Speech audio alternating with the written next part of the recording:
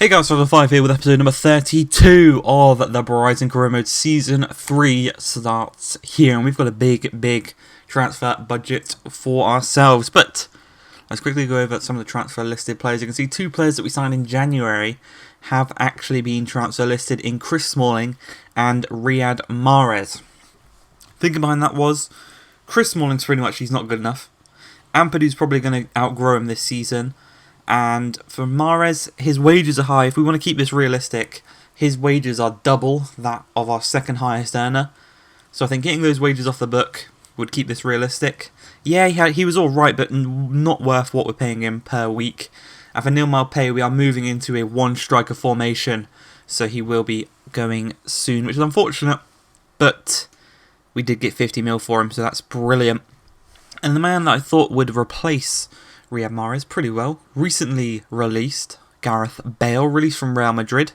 He has come in for 2 years, 75k per week, which is about 100,000 less than Riyad Mahrez, and it was that simple. So that is the Riyad Mahrez replacement in terms of rotation. This is the man we're going to try and get in to replace Riyad Mahrez on the pitch. So we offered them 44.5 million plus Mahrez. They didn't want Mahrez. They wanted 20 million extra instead of Mahrez. We tried to negotiate with them, trying to get about 55 million plus a sell-on fee. They wanted that extra 10 million. It was really quite difficult to kind of negotiate them down. And in the end, we did kind of meet a middle ground at about 60 million for Matheus Cunha.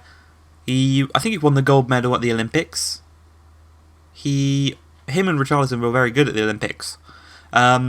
So, we've got an Olympic winner in the squad, 23 years old, 84 overall, joining. He's young, he's very good. He doesn't want that much in the wages. We are going to give him 75k to kind of match him with some of the highest earners at the club.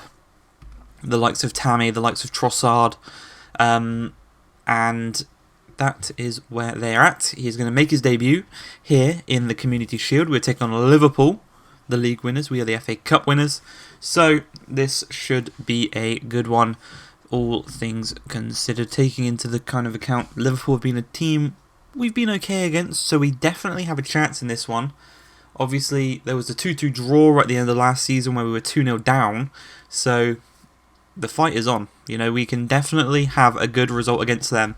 But it is all down to the day at Wembley. We have a decent record at Wembley. We've lost there once, I do believe, and that was against Arsenal in the first season of the semi-final of the FA Cup.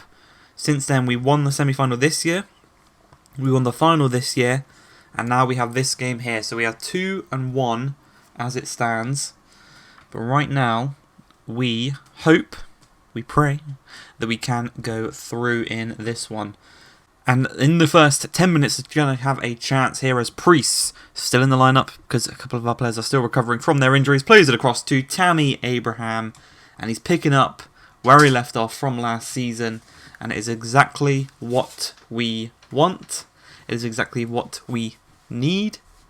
And we just got to hope that it can continue throughout the season and throughout kind of the different competitions. Obviously, we're in the Europa League still this season. Unfortunately, we couldn't qualify for the Champions League, but we know how good he is in the Europa League. We know how good we are in the Europa League. We were that one step away. And, you know, we did it in the FA Cup. Hopefully now, this time, we can do it in the Europa League, where we can go that final step, that extra step. But we do win a penalty. Gareth Bale wins one against Andrew Robertson. And Matheus Cunha steps up on his debut, and he scores his first goal for the club against his fellow countryman in Alisson. And we are 2-0 up in this game. We are cruising at this point. We're playing really good football. And just a few minutes later, we have another corner here. Tammy's going to rise the highest, but unfortunately, Van Dijk gets to his head before Tammy can. And the score is still going to be 2-0 until the ball is headed to the back post, where Matheus Cunha gets another goal for himself in this season, which is just brilliant to see. And hopefully that is a sign of things to come for this season, because with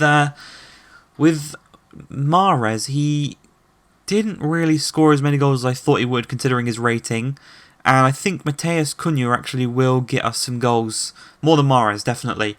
But a chance is going to come the way of Liverpool this way. We tried to work it out from the back. We had them pressing us really high up, and we couldn't really do anything with it. And unfortunately, we did give it away. And Roberto Firmino was there to pick up on the scraps and to actually score a pretty nice goal, actually, all things considered. And he's going to go down here quite easily, I would say. Brazilian-like. But 23 yards out, Trent Alexander-Arnold steps up and he puts it the keeper's way and he scores. Is there anything Trent can't do? It's mental. Absolutely mental what he just did there. Keeper's way, but we did survive. We got a bit shaky at the end there, but thankfully we did survive, and thankfully we are going to lift our first piece of silverware for the season. We are the FA Cup winners. We are the Community Shield winners as well. It's a glorified pre-season game, but you know, we'll take any bit of silverware we can. We will take it. And there's another. It's nice to see Lewis Dunk lifting another bit of silverware above his head, and the boys celebrating that one. But we are going to go straight into the Premier League in this next game. The boys are still celebrating. Obviously, I gave them a few days after the FA Cup win to celebrate, and they lost in the Europa League, so no celebration time for this one. We are going to get straight in to the Premier League. No celebrating for this one. No parties, nothing. We're going to get straight into the game against Manchester United, and hopefully we can start off on winning ways. Obviously, Riyad Mahrez is back in the starting lineup for this one. He's back to fitness after his injury. Trossard seems to be back to fitness as well. So what we're going to go with this season is a 4-2-3-1. We've got Johnson in goal, as always. Sessegnon, we've got Tomiyasu and Dunk with Lamptey as a back four. Two midfielders. That's going to be a rotation between Mwepu, Oxlade-Chamberlain and Maitland-Niles. The three attacking midfielders is going to be Cunha on the left, Trossard in the middle with Riyad Mahrez out on the right-hand side. And up top is going to be Tammy Abraham. And with the first chance coming Cunha's way, he kind of sliced at it. And it was really actually quite a poor shot in the end, unfortunately. And it did actually result in a goal kick. And Man United are going to try and work their way out from the back here with a nice bit of passing and moving here from the boys. McTominay out to Bruno. Bruno looks to skip past his man. He does so perfectly past Lewis Dunk. He's too quick for Tomiyasu. He cuts back inside. Johnson trips up Tomiyasu. And Bruno Fernandes just slots it underneath him. And that damn Portuguese midfielder does it again. This time not from the penalty spot. But he still scores against us, which is annoying to see. But we've got our own Cam that can bullet it into the back of the net. Trossard, the Belgian, does what he does best, scoring goals for fun. And 31 minutes into the game, we are right back on level terms with Manchester United. Obviously, we're at the Amex. We want to get a win on the opening day at home. As in the second half, we never have another chance with Mahrez from the free kick. This one, much worse. And it was actually straight at David De Gea. The curl actually curled into him, apart from instead of away from him, which is annoying to see. But Cunha, we're going to look to create something from this chance. So we did win it back off of their poor clearances. The Ox in the box looks to get past Wan-Bissaka. Can he do so? Yes, he can. Back to Cunha. Cunha is going to look to turn Corona. Yes, he can. Into Sessegnon. Into Cunha. Great pass in here. We're just trying to find a bit of space to make that clinical edge.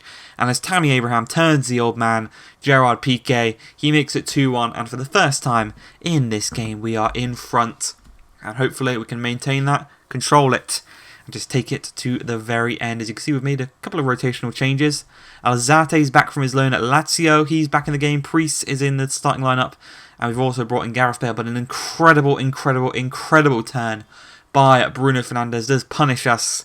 And then a lovely dinked ball over the top to Sergio Aguero in the Man United kit does make it 2-2. So now we've got to put the fight back on. And with the changes we've made, it might be a bit more difficult. But with Priest playing the ball to Gareth Bale with a lovely back heel, it's a well saved from David De Gea. Really good save. But thankfully for ourselves, it goes straight into the air. Tammy Abraham, one of the tallest strikers in the league, nods it home, makes it 3-2. And he secures the 3 points for ourselves as we end the episode. I hope you guys have enjoyed this one. More transfer business in the next one. If you've enjoyed though, like, subscribe, and peace.